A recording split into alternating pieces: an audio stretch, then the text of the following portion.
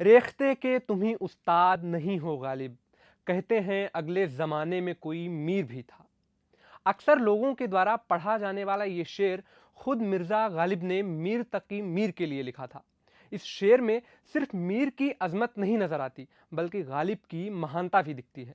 इस एपिसोड में हम उर्दू के बेमिसाल शायर मीर तकी मीर और उनसे जुड़े रोचक किस्सों के बारे में बात करने वाले हैं। बताएंगे कि उनके पिता ने उन्हें विरासत में ऐसा क्या दिया कि वो परेशान हो गए, और एक नवाब से वो क्यों गुस्सा हो गए थे।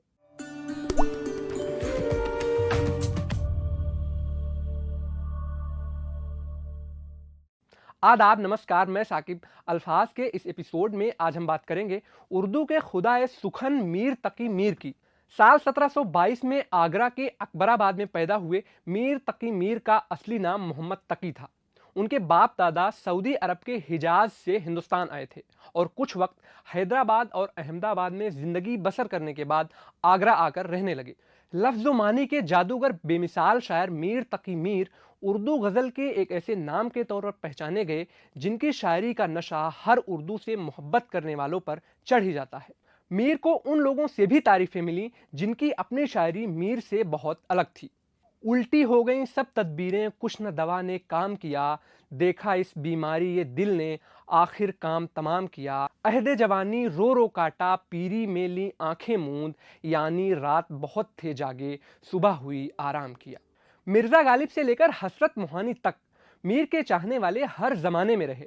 उर्दू शायर नासिर काज़मी ने तो साफ तौर से अपने शेर के जरिए कहा है कि शेर होते हैं मीर के नासिर, लफ्ज़ बस दाएं बाएं करता है। मीर तकी मीर की जिंदगी मुफलिसी में गुजरी, लेकिन उन्होंने अपनी कलम का वजूद और आत्मसम्मान पर कभी आंच नहीं आने दी। कहते हैं कि बादशाह भी अगर उनकी शायरी को ध्यान लगाकर नहीं सुनते थे तो मीर शायरी सुनाना बंद कर देते थे।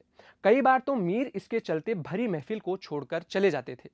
एक बार लखनऊ के नवाब ने उन्हें तोहफे के बदले शेर पढ़ने को कहा। इस पर मीर ने इनकार करते हुए कहा कि आप हमारी शायरी नहीं समझ पाएंगे। इसके अलावा एक किस्सा और है। एक बार मीर तकी मीर नवाब के बर्ताव की वजह से गुस्सा हो गए और नवाब के 1000 रुपए को ठुकरा दिया था। कहा जाता है कि मीर नवाबों के शहर लखनऊ में काफी दिनों तक रहे, लेकिन उनको लखनऊ से उतना प्यार नहीं हुआ जितना दिल्ली से हुआ था।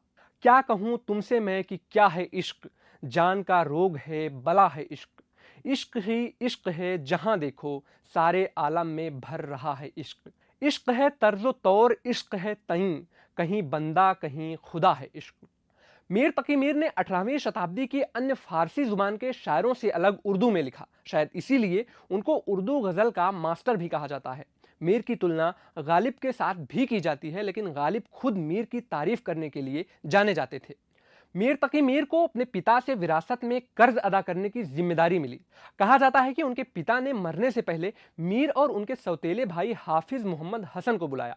उन्होंने हाफिज को यह कहते हुए 300 किताबें दी कि फकीर के रूप में उनके पास देने के लिए कुछ नहीं है। उसके बाद उनके पिता ने मीर की ओर रुख करते हुए कहा कि बेटा, मुझे बाजार के लोगों के 300 रुपए देने हैं, यह कर्ज आपको चुकाना होगा। खुदा सुखन यानी शायरी के खुदा कहे जाने वाले मीर तकी मीर को उनकी क्लासिक गजलों के लिए जाना जाता है। उनकी कई गजलें हिंदी सिनेमा की फिल्मों में नजर आईं। फिल्म एक नज़र में पत्ता पत्ता बूटा बूटा हाल हमारा जाने है, फिल्म बाजार में दिखाई दिए यूं, और फिल्म मंडी का जबानें बदलते हैं जैसे गाने मीर तकी मीर साहब की याद दिलाते हैं। आएगी मेरे कब्र से आवाज़ मेरे बाद, उभरेंगे इश्क दिल से तेरे राज मेरे बाद, जीना मेरा तो मुश्को गनीमत है ना समझ, खींचेगा कौन फिर ये तेरे राज मेरे बाद, बैठा हूँ मीर मरने को अपने में मुस्तैद, पैदा न होंगे मुझसे भी जाबाज मेरे बाद। मीर तकी मीर की जिंदगी का आखिरी पल लखनऊ में गुजरा। यहाँ लगभग 90 बरस की उम्र में उर्दू के इस जाबाज शायर ने आखिरी सांस ली।